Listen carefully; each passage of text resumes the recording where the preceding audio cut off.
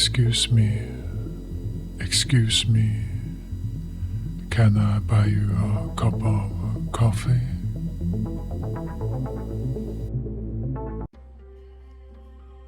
Hey and welcome to Not Only Hollywood. Today I'm going to review Ghost Mansion from 2021. This is a South Korean horror movie.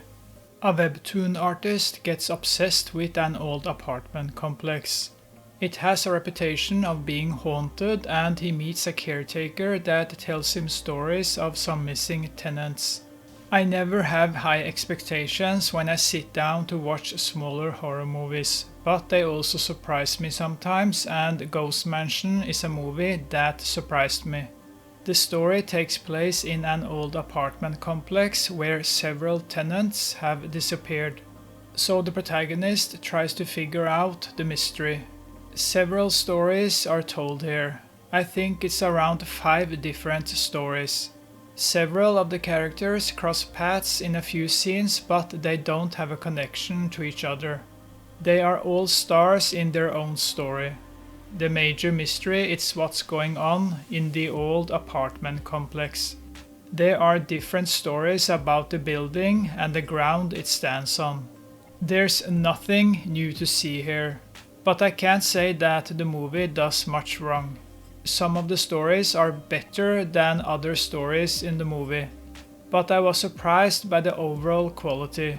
I especially like the story with a woman and her lover who she thinks is in the bathroom.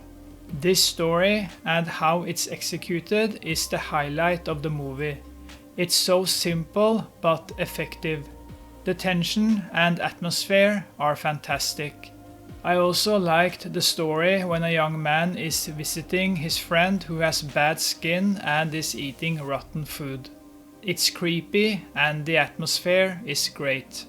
The only story I felt dragged down the quality was the last story.